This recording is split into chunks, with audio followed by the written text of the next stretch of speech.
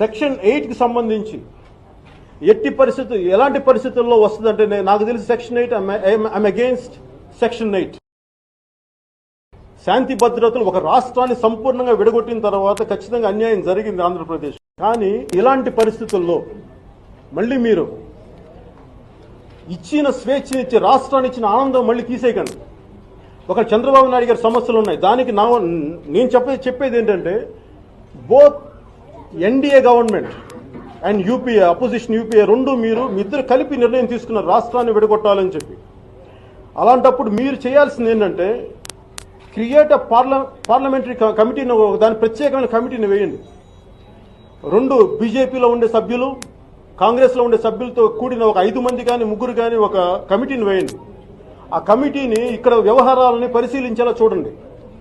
అలాగే ఇక్కడ చంద్రబాబు నాయుడు గారు చెప్పినట్టుగా కొన్ని సమస్యలు ఏదో ఉన్నాయేమో, అలాంటి సమస్యలకి మీరు ఒక ప్రత్యేకమైన ఒక ఆఫీస్ని డెవలప్ చేయండి, which will straight away report to PMO's office. PMO ఆఫీస్కి డైరెక్ట్గా రిపోర్ట్ చేసే ఒక పర్టికులర్ ఒక ఐపీఎస్ కానీ ఒక సెంట్రల్ ఒక ఆఫీసర్ ఒకళ్ళు ఎవరు ఉండగలిగితే ఒక ఐపీఎస్ కానీ వేర్ దే విల్ మానిటర్. వాళ్ళ అధికారాలు తీసుకోరు కానీ వాళ్ళు మానిటర్ చేయాలి. ఏదైనా ప్రజలకు ఏదైనా సమస్యలు ఉన్నాయి, సీమాంధ్ర ప్రజల భద్రతకి ఏదైనా సమస్యలు ఉన్నాయి,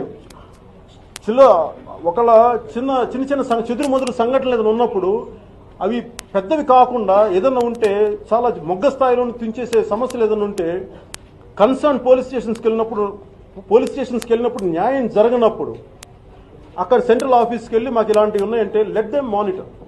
అంతేగాని మీరు ఇలాంటి వయా మీడియాగా అందరికీ విశ్వాసం కలిగించే చర్యలు తీసుకోండి తప్ప దయచేసి సెక్షన్ 8 పెట్టి మళ్ళీ ఆల్రెడీ 9 సంవత్సరాలు 600 పైచిలకు నిండు నూరేళ్లు బతకాల్సిన యువకులు చచ్చిపోయారు తెలంగాణ కోసం. మళ్ళీ ఇంకోసారి పెట్టి మీరు దయచేసి ఇంకోసారి అల్లకల్లోను సృష్టించకండి. చేసింది చాలు, సంతోషం.